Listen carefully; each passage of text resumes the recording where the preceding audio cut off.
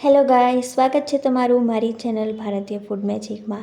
આજે હું તમારા સાથે શેર કરવાની છું વેજ ચીલી મિલીની રેસિપી। અને આ સબ્જી છે બીજી બધી સબ્જી કરતાં ટેસ્ટમાં યુનિક લાગે છે, તો એની પ્રોસેસ જોઈ લઈએ। મેં હાફ ટેબલ સ્પૂન તેલ લીધું છે, એમાં 2 નાના ટુકડા તજના, 3 ઇલાયચી, પછી 5 નંગ લવિંગ, 5 કળી લસણ, 1 નાનો આદુનો ટુકડો, 2 નંગ કાજુ અને 2 નંગ ડુંગળીને આવી રીતે સ્લાઇસમાં કટ કરી અને પછી આપણે એડ કરી દઈશું। અને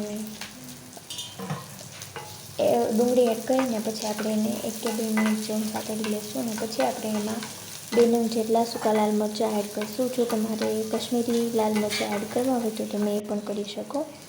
એટલે આ સૂકા લાલ મરચાં થોડા તીખા આવે છે, એટલે ગ્રેવી છે એમાં સરસ તીખાશ આવશે, પણ તમે તમારી ચોઈસ મુજબ લઈ શકો।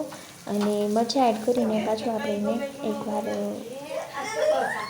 મિક્સ કરી દઈશું અને પછી આપણે એમાં 2 નંગ જેટલા આવી રીતે સ્લાઇસ કરેલા ટમેટાં એડ કરીશું।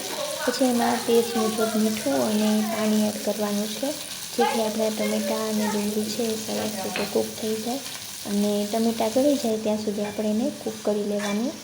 અને પછી એને રૂમ ટેમ્પરેચરે ઠંડુ કરી અને એને મિક્સચરમાં આપણે એની ફાઇન પેસ્ટ તૈયાર કરી લઈશું અને પછી આપણે એને સાઈડમાં રાખી દઈશું। હવે આ સબ્જી બનાવવા માટે 2 ટેબલ સ્પૂન જેટલું તેલ લઈશું અને પછી આપણે એમાં વેજીટેબલ એડ કરવાના છે। આપણે વેજ ચીલી મિલી બનાવીએ એટલે એમાં બધા જ વેજીટેબલ છે એને લાંબા સ્લાઇસમાં જ કટ કરી લેવાના।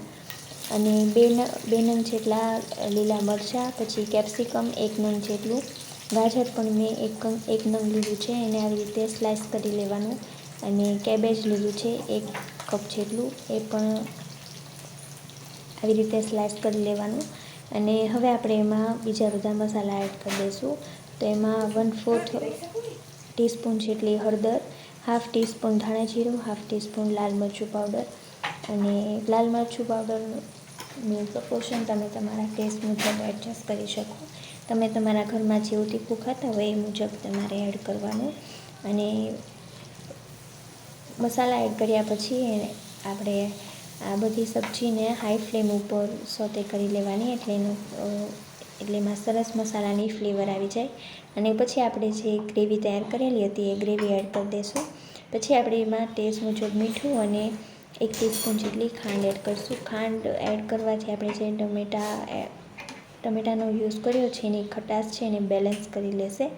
અને પછી આપણે આ સબ્જીને ઢાંકીને 5 મિનિટ માટે કૂક કરી લઈશું। અને 5 મિનિટ થઈ જાય પછી આપણે લાસ્ટમાં હાફ ટીસ્પૂન જેટલો ગરમ મસાલો એડ કરીશું અને એમાં આપણે 2 ટીસ્પૂન જેટલી ઘરની મલાઈ એડ કરીશું। જો તમારી પાસે ક્રીમ અવેલેબલ હોય તો તમે ક્રીમ પણ યુઝ કરી શકો। અને મલાઈથી સરસ ક્રીમી એવો ટેસ્ટ આવે છે।